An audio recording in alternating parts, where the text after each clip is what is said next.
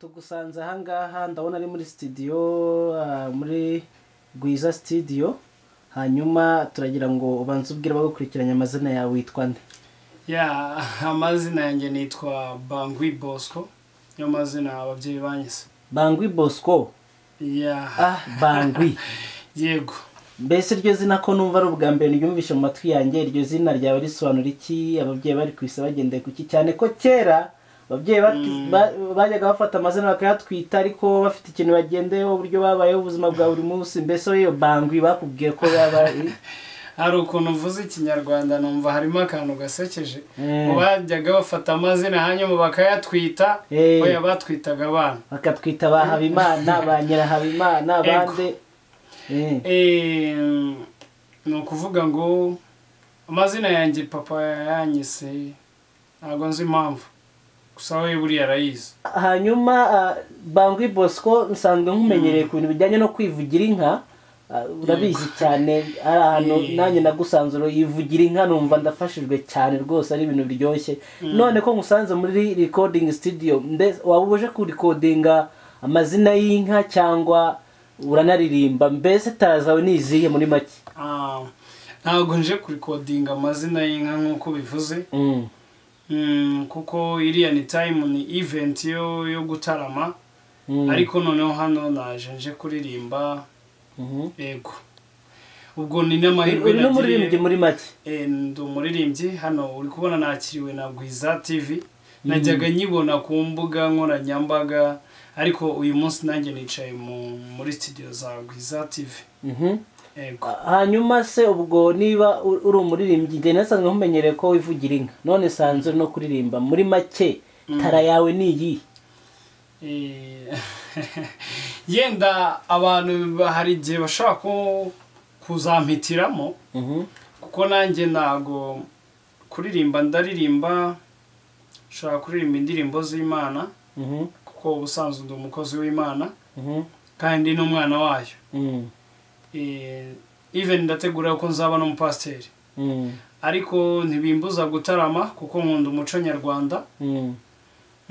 Kandi ikindi cya kabiri ntibimbuza kuba naririmbira abantu mu bindi birori runaka. Ubwo rero byose ndabikora, niko nisanze umuntu wanjye nyine ni ukumeze.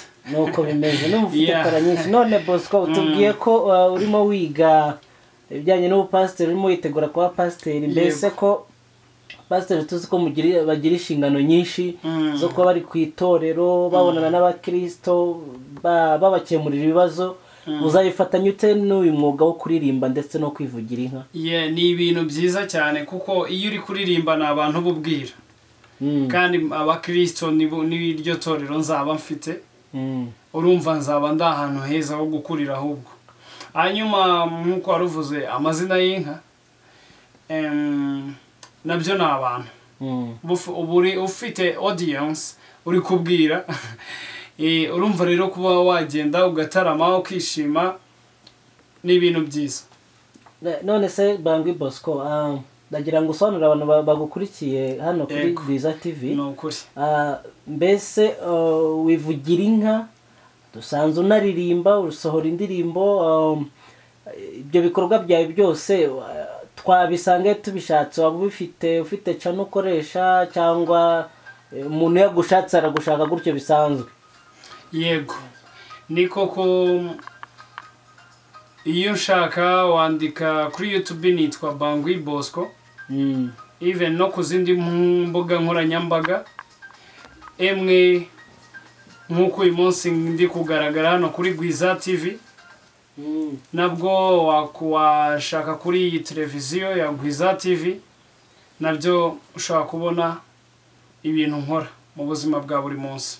None Bosco, ikindi kibazo, uririmba, watubwiye kuririmba indirimbo z'Imana, nizo ukora? Ni gospel gusa no kwivugira inka cyangwa uririmba n'izindi ndirimbo zisanzwe?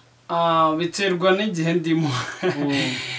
Iyo ndi mu rusengero naramira abakristo nkavuga ubutumwa, ndafite indirimbo zitandukanye.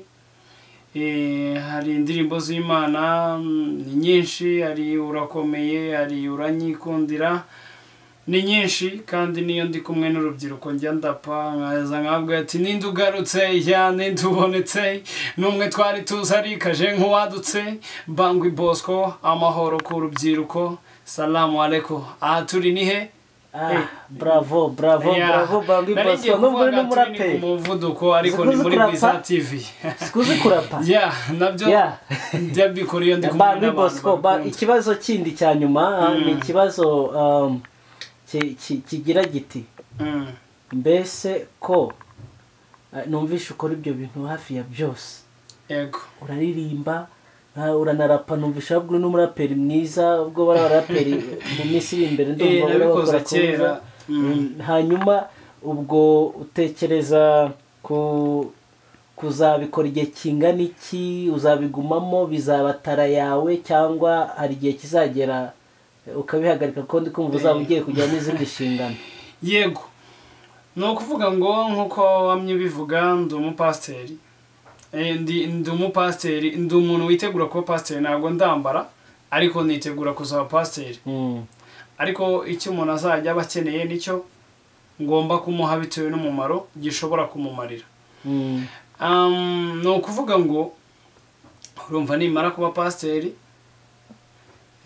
hari imirimo imwe n'imwe izagenda ihagarara kandi n'imyaka uba ugenda uyongera uko narapaga ndi umusore ntabwo ariko nzarapa nshaje uko narapaga ndi umwana ntabwo ariko narapa ubu ngubu ibintu bigenda bihinduka ariko ibindimo ikizatanga ikindi kuzamuka nicyo kizaba developed Bosco rero abantu badukurikirana bafite amatsiko yo kumenya nyine tara yawe twahereye tuvuga ko uvugira inka twasanze uri muri studio bigaragara ko uri umuririmbyi koko twanabyumvishije no kurapa ariko abantu bafite n'amatsiko yo kugira ngo bumve uburyo wivugira inka bumva twaguha akanya gatoya kugira ngo tuvugire amazina nkangahe y'inka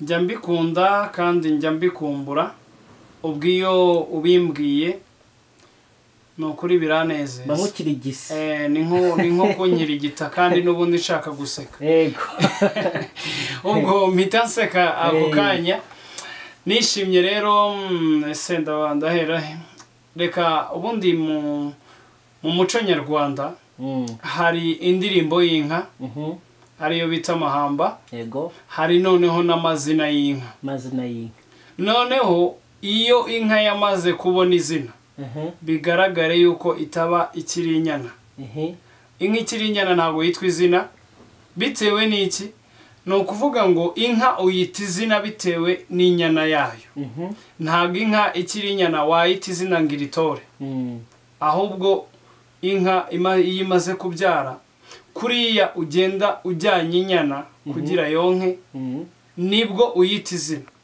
noneho iyo uyihamagaye ukavuga ati dore bahamagaye ati ishingwino utabona n'ingoga rwa ngaba igahita yumva wahamagara ati she enda gitare gitebeje umukondo igahita yiyumva yuko ariyo enda ntwaza bugabo igahita yiyumva kuko ibizi yuko yizaniye inyana yayo nako kantu nishatse kubabwiraho gatoya hanyuma mu ndirimbo y'inka yitwa amahamba ntabwo nirirwa mbisubiramo tuvugire mu mahamba hanyuma amahamba nayo tiye uzazureba indende mu gendashyamba zirimo urwirongo rw'amabere maremare mwitunga abashumba ku ishyamba ane mabuka ya nyango ndarukiba nkiko yabyaye inyenda mu bahizi iyanze kuririmbirwa n'abashumba bidashatse wangeri ngo irashaka abashumba b'iwacu ku mukuye na nkunzu z'inyana z'inkesha zitebeje imigongo zigahereza ku ruyenzi ane mabuka ya nyango ndarukiba nkiko yabyaye inyenda mu bahizi niyo amahembe yera iyo amasimbi ku mugongo isengamigo iyi nziga ku maso ingoma ngarahurizaga bamutahira za bihembe za biheko zimwe zitwa ibiremashako zimwe zibona uwasibye ngo yasigaye naho wapfuye ngo yazirambiwe ngo naho wavutse ntiyazihabwa ngo ziragomba amazi y'abasore naho abasaza bakururira kunda iyo ni inyamibwa batijana iyo ni inka gitare gitebeje umukondo ikaba intwazabuga bidatera bakamye ntitubye umukamo rero dore bahamagaye impanga zirutaburana ubwiza rwandirima imfizi y'impeta z'umurambi irageje inkiko imbuga y'urutete ikabazaho imihigo yaterani n'intare zihwanije umugambi n'urugamba rw'iz'imurambi n'amaraba yambitse imanza n'amariza akwiye nyir'ingoma n'amarere y'inyana z'ingeri n'irutayoberana igasanganwa ishyanga bemeye ko abategeka atumva inkataza kurikira zo mu giterane cy'abakwiye iryaje burya ingungeri gashira haje umwami w'abashakamba ashoje iminyago yabo yafashe mpe ubwo akanya kakibirashye yankubirira kabujiraje umwungeri w'ikinimba n'abaturutse ikenzo bahagurukira kurora mwene rukanga amashyi ubwo by'urukigorora iye rero unyemerere ntago twaje gutarama wari usanzwe mfite akanya gatoya kuko nkuko nabikubwiye hari indirimbo nanje gukora indirimbo yitwa Ndi Umunyarwanda niyo ndirimbo ngiye gusohora mu minsi mikeya abazayishaka bazayibona kuri channel yanjye Bangui Bosco cyangwa se kuri Gwiza TV ibikorwa byanjye nabyo binyuraho kuko numugisha kuba barampaye ikaze mu watumiramo gata kuri karasi yo ndirimbo kugira ngo wenda n'abadukurikiye babashe kuyikumbura ni byiza kuko ni n'uburyo bwo gutanga ubutumwa kuko abanyarwanda twese n'iryo zina ry'agaciro kuko tuzi aho twavuye n'indirimbo ivuga ngo Ndi Umunyarwanda umurage tugomba guharanira umurage tugomba gusigasira umurage tugomba kwimakaza Ndi Umunyarwanda nicyo mora n'igihango cy'abanyarwanda Umunyarwanda rwose indirimbo nziza kandi ibereye u Rwanda kuko ibereye abanyarwanda kuko twese turi abanyarwanda twumva kuba umwe nk'uko rwose umukuru wacu w'igihugu atusaba kugira ngo tube umwe nibyo koko hanyuma ikibazo Bosco nagiraga ngo nkubaze ese iyo mpano ufite ko numvishe ufite ibintu byinshi muri wowe waba ubikomora kurinde mu muryango wanyu hari umuntu wabikoze cyangwa hari undi role model ufite waba ukomoraho ibyo bintu ninde subira mvuge nguki mbikomora ku banyarwanda bose muri rusange kuko iyo ngusuye ngira ibyo ntahana ntago ari ubusambo ntago ari ubusambo ariko niyo tuganiye ngira ibyo menya iyo turi kuganira nawe mbikomora hanyuma Bosco ninde n'icyo wabwira abantu bagukurikiye hano kuri TV nk'ijambo ijambo nababwira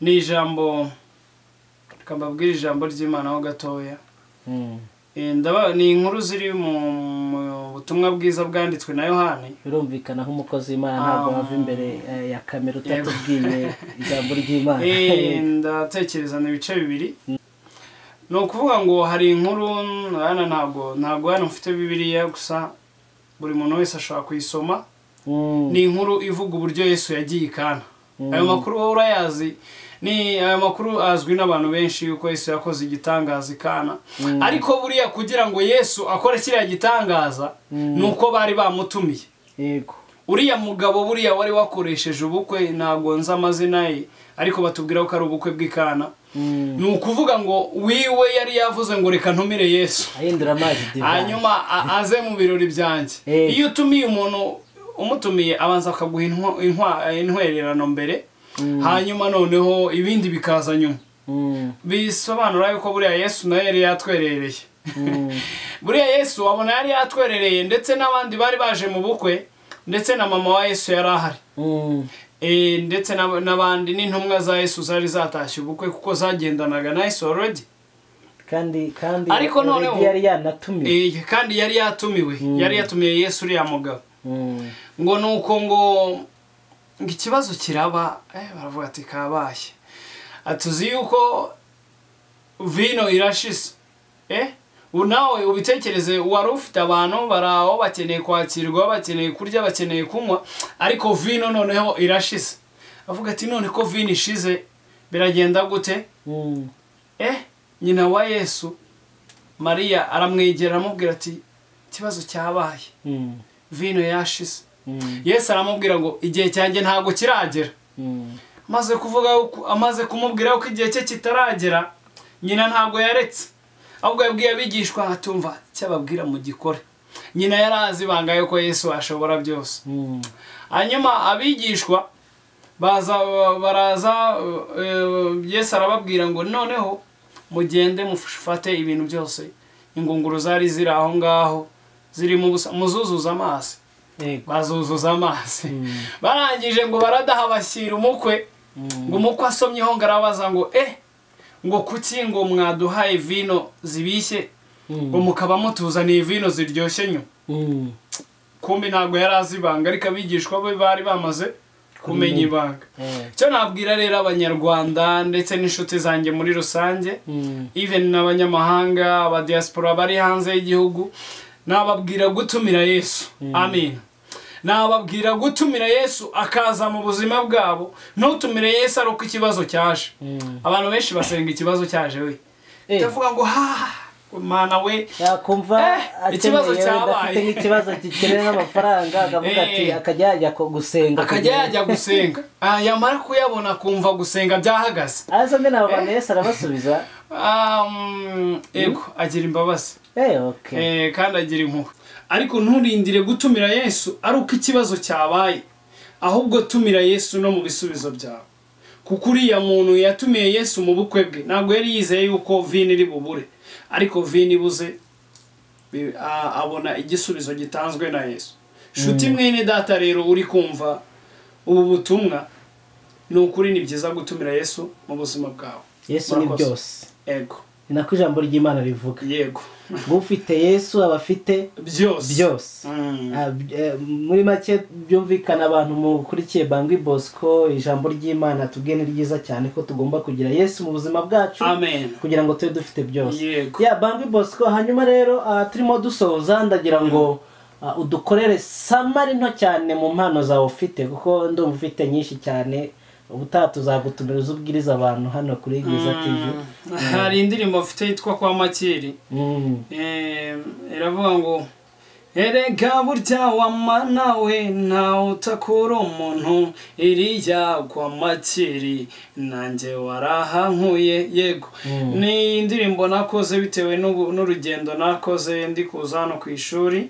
Navuye Nyaruguru n'amaguru ndaza, ariko kwari kugira ngo nzakirwe hano muri studio za Gwiza TV.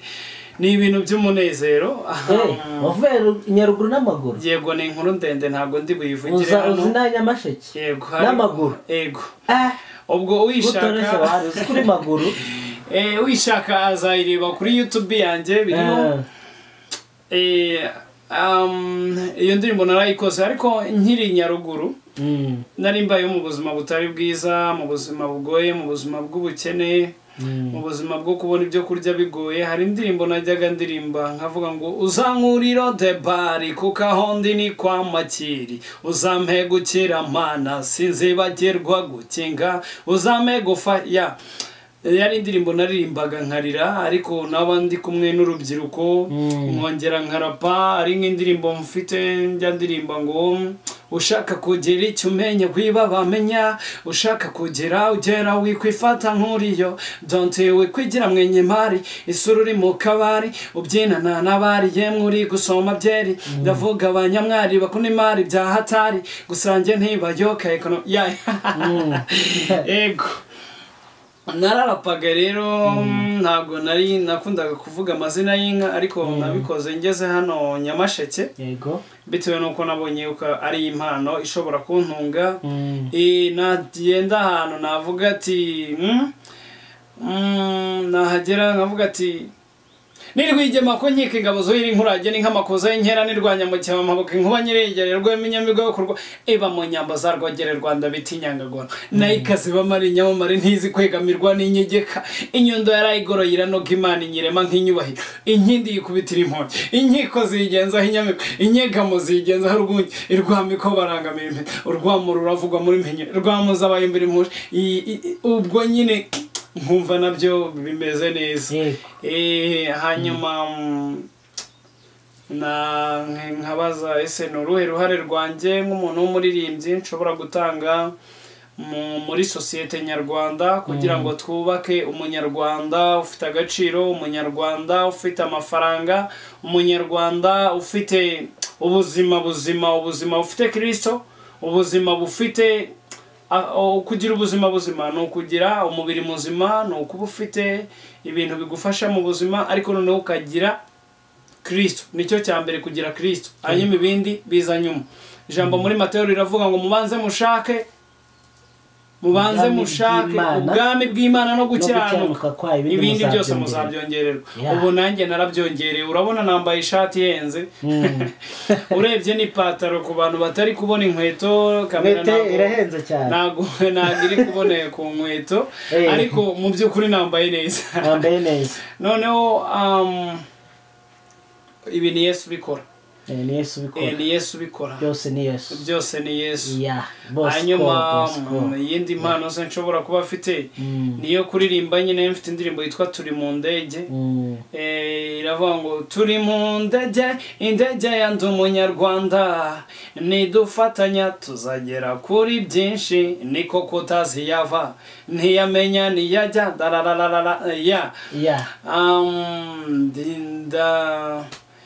ibindi ni ibintu bijyanye no gutarama mu muco nyarwanda, ndabikunda.